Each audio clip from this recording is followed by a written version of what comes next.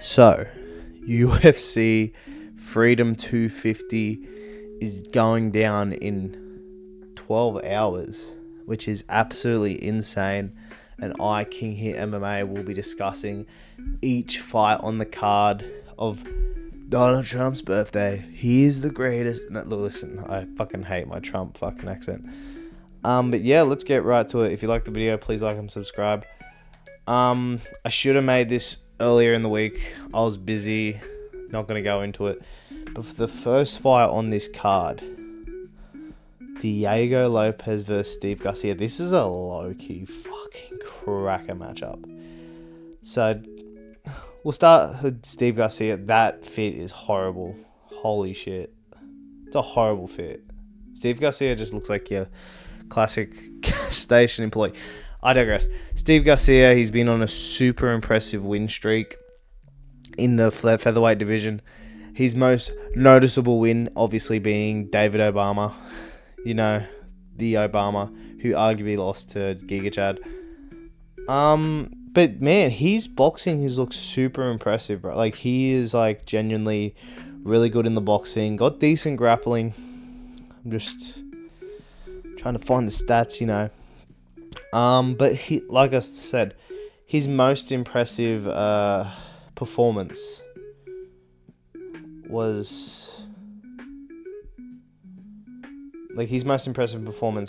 David Obama. Like, I can't judge you that much off that. I know it was an absolute domination, but he couldn't finish Calvin Kattar, and Kyle Nelson has been chinning his last few.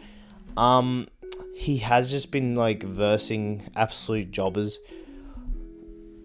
And I know a lot of people are like, how is Calvin Kattar a jobber? Calvin Kattar hasn't won a fight since 2024. Swear to God.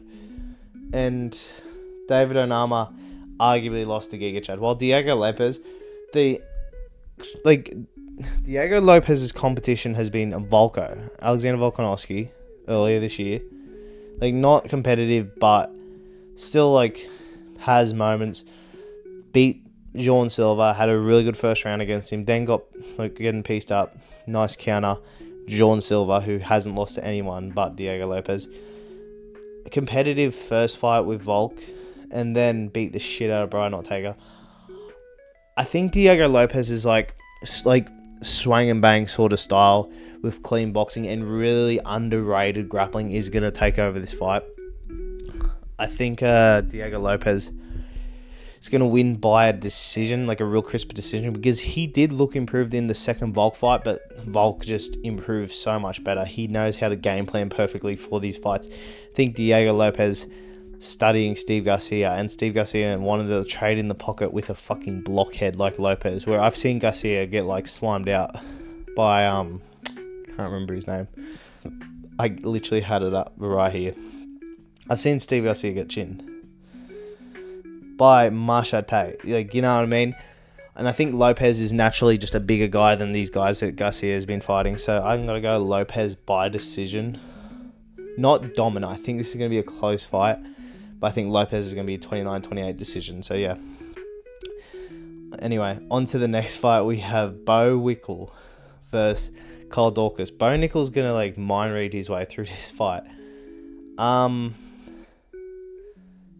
He looks insane. Like, I swear to God, every time I've seen Bo Nickel, he just looks insane. Like, the dude trying to look like a mind reader. Bo Nickel, probably the most, like, I'm not kidding, he's the most, like, how do I explain it? Dana White privileged fighter I've ever seen in my life. Like, this guy legitimately, like, I'm not saying his matchups have been easy, because he has, like, beaten some okay guys, like Rodolfo Vieira, but he hasn't been doing well lately. And, like, but he dropped to a fucking knee to the guts to Reina de Ritter. Like, he literally drops to pain. And he, like, had a close fight with Paul Craig in the striking, which is insane work. While Kyle Dorcas knocked out Gerald Meerschaert and then subbed him in the same fight. And then he slammed out Michelle Pereira. And was doing really good on the regional scene. So, like, this is the weird thing about this fight. This is very equal fight. Like, this is so equal, ironically, you wouldn't think it is. It's very like these guys could knock out each other. No, but Bo Nickel, I think his wrestling. We've seen it in some of his fights, but I think Kyle Dawkins' submission ability will push it back a bit. I think this is going to be a very close fight between these two. Bo Nickel's power is a little overrated. Like, the guys he knocked out, like, literally... Oh, bro, he fucking knocked out Val Woodburn. That's nuts.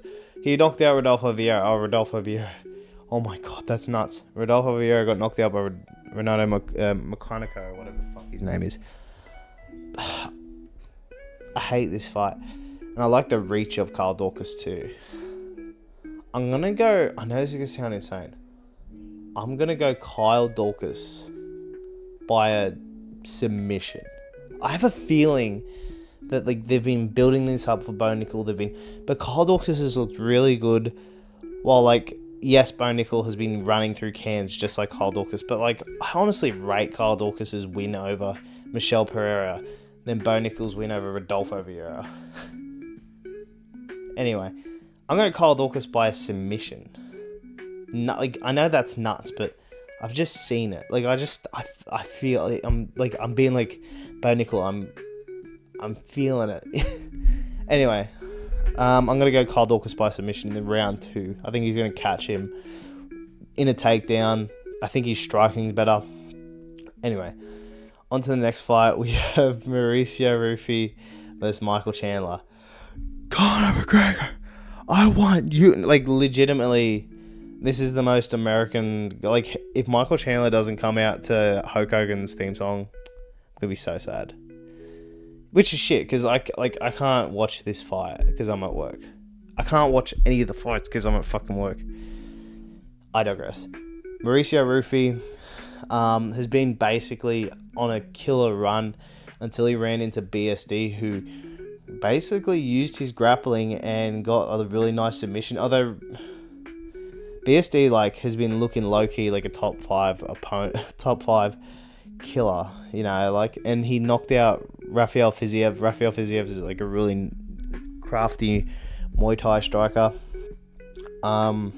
Before the Benoit Saint Denis loss, knocked out King Gring with a nasty spin kick, and had a real close fight with James Lontop, while Michael Chandler has been fighting like the top of the division, has just been getting like absolutely like dominated because he's so low IQ, man. Like, believe it or not, if I like trusted Michael Chandler to actually build a game plan and be able to like, if he was to like honestly lock in, I honestly would have chosen Chandler for this fight. But because Chandler's more of a fighter that wants to give a fun performance instead of a like actual like decent performance, I gotta go Mauricio Rufy by a knockout, like a round, because I can just see Michael Chandler just trying to swing with Rufy.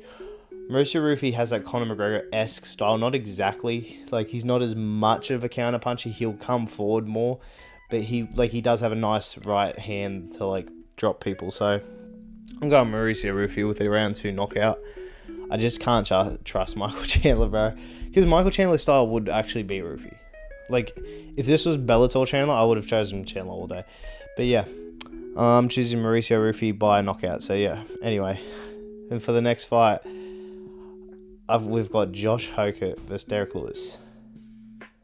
Is it like, why am I getting like Hokett's gonna get slimed out? He's not. He should not get slimed out in this matchup. Like, but I'm getting this weird as fuck feeling that Lewis is gonna fluke hard. Like, he's gonna somehow fluke Hokett, because like this was like, he's just been like, obviously he's fucking got this whole thing where he's like a skit. Like, Josh Hokett is a skit himself.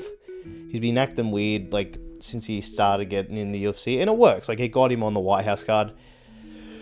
Had a super fun fight, like fight of the year with with Curtis Blades.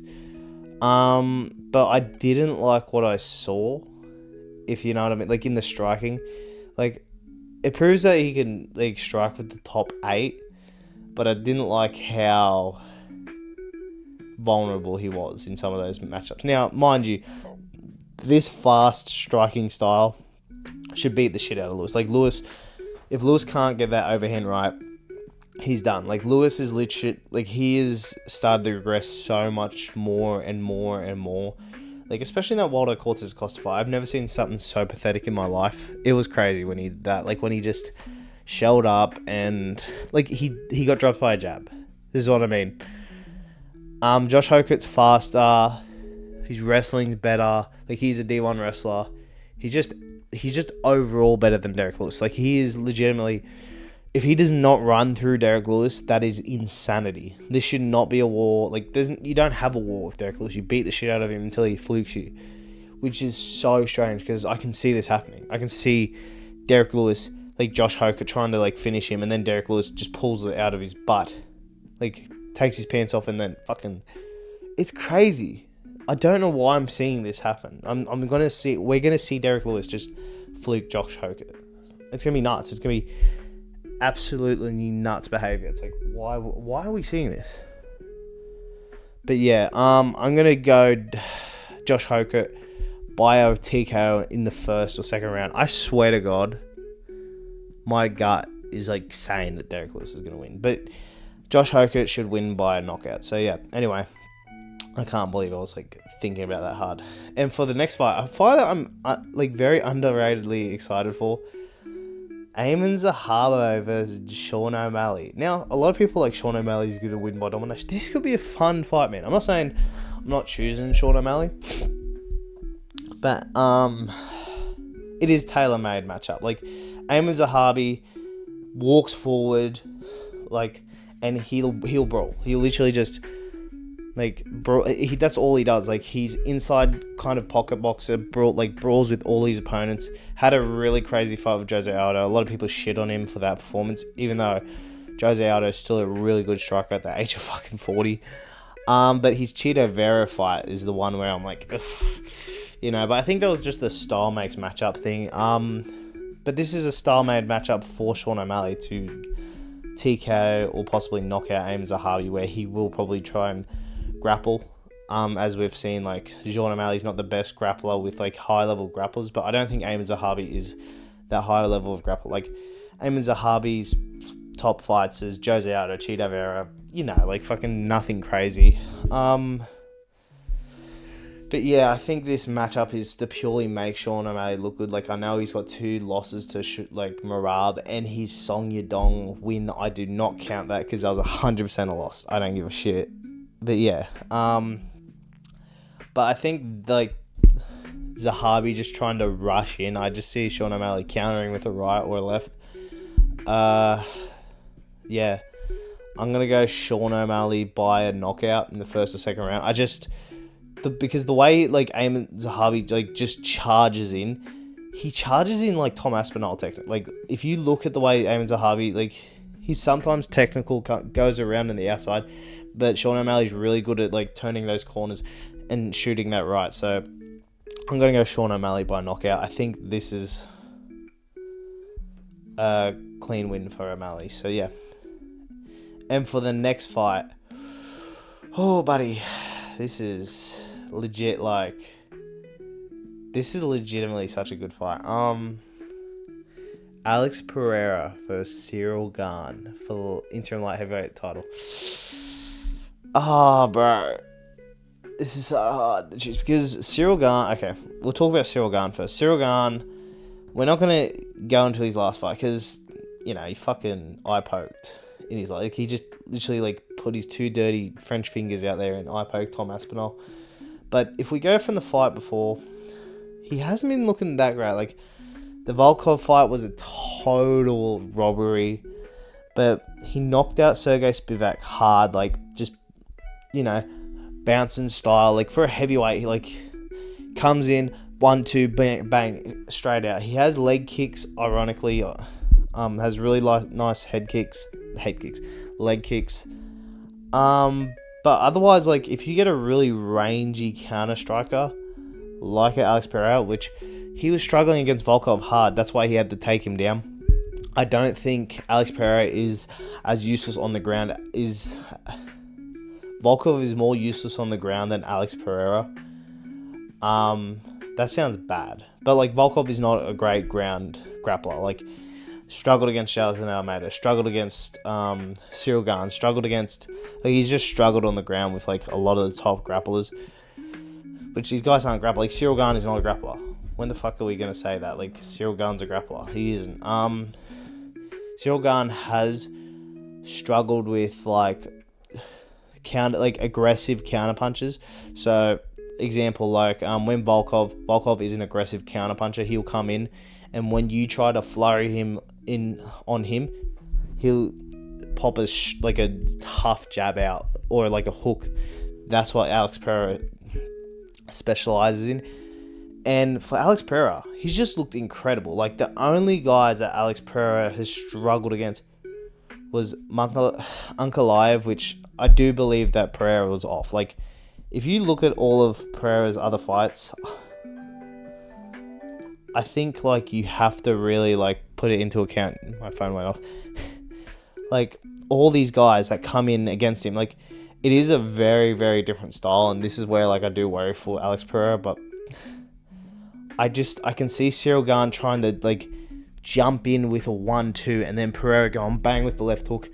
That's the way, like, I've seen Cyril Gane get dropped by fucking Tai Tuivasa with an overhand right, like a counter. It was like an aggressive counter. It was crazy to see, but that's where Cyril Gane has struggled with aggressive counter strikers, where Alex Pereira will come forward, and then boom, a counter. It's like one of those things that, like, I've watched a bit of tape on this, and I think Cyril Gane is gonna we're going to see Cyril Gane get knocked out by Alex Pereira. I know this is like nuts, but this is a 50-50 fight. I'm just going off what I've seen. He can beat normal counter strikers that go off the back foot because he's in out.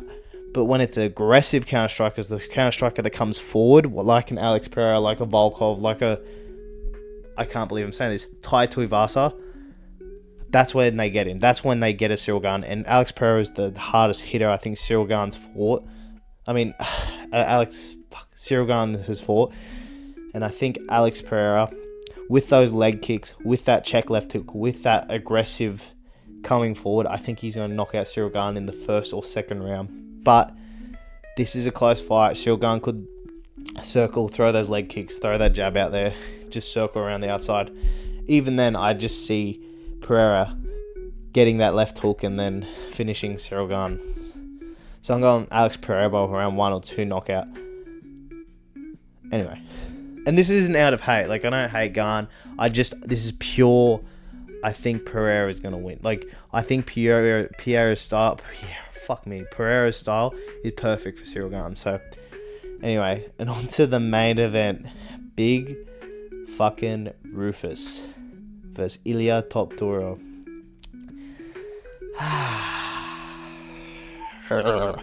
Okay, what can we say about Ilia? What can we say about this fight, actually? Because let's just look at, like, if we were going to go objective, I'll go off Ilia first. Ilia Topuria knocked out all our favourite legends.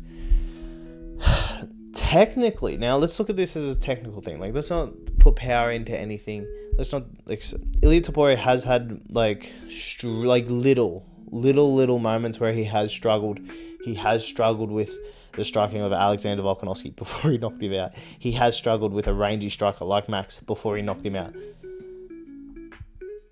Ilia Topuria is perfect with the boxing, but sometimes he will throw that overhand, and like, because he throws it so friggin' hard, it's crazy. It's the craziest thing you see. He like stumbles, and that's how Bryce Mitchell got him down.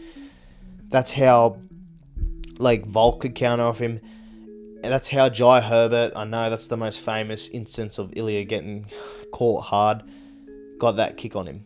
And I know this is insane. If Justin Gaethje watches properly watches the tape, and this is the only time I can see Rufus honestly catching Ilia, if he can catch him over throwing that overhand, crazily throwing that overhand, we can he can throw, like, Justin Gaethje has a really nice head kick, really underrated, really, like, he's hit James Vick, he's hit Michael Johnson, he's hit Dustin Poirier, knocked out Dustin Poirier with it, I think he hit Paddy with it. If he gets Ilya with that overhand right, and he'd have to change it to a switch kick, I think he could get Ilya.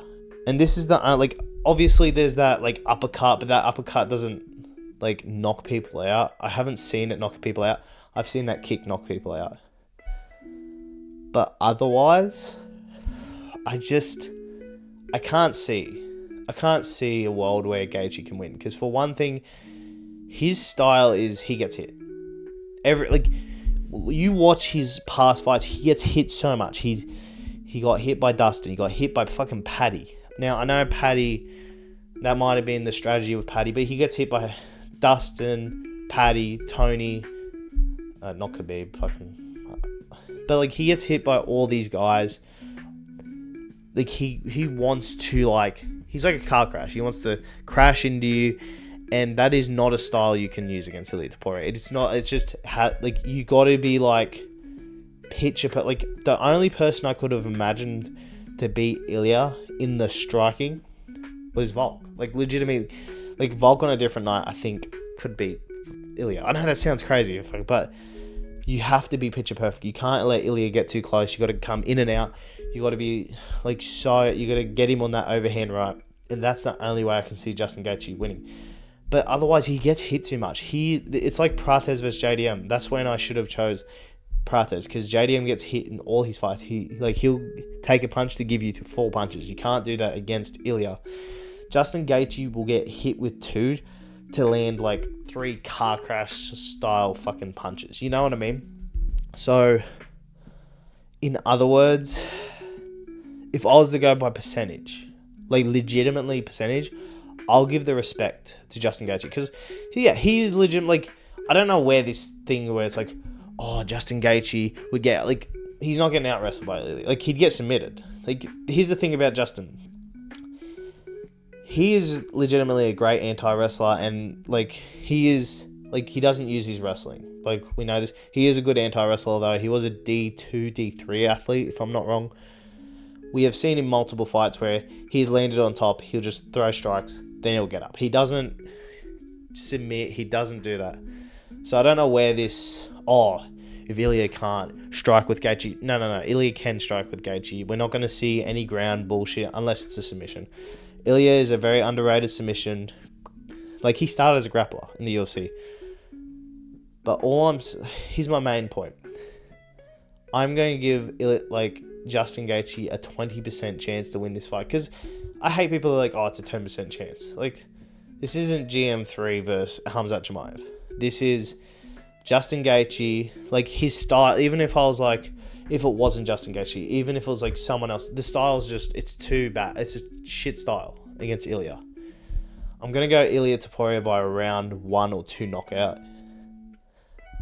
If we see, like, I've been seeing, like, there is a way for Justin Gaethje to win this fight. He is never picture perfect. We haven't seen him picture perfect in a fight.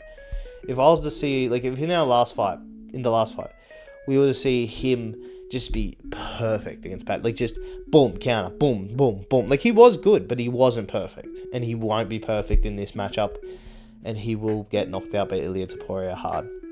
I see it like a Max Holloway sort of thing. I see it like he's going to cop a few good shots, and then there's going to be one big shot that takes him down, and then Ilya's going to follow up with a few more.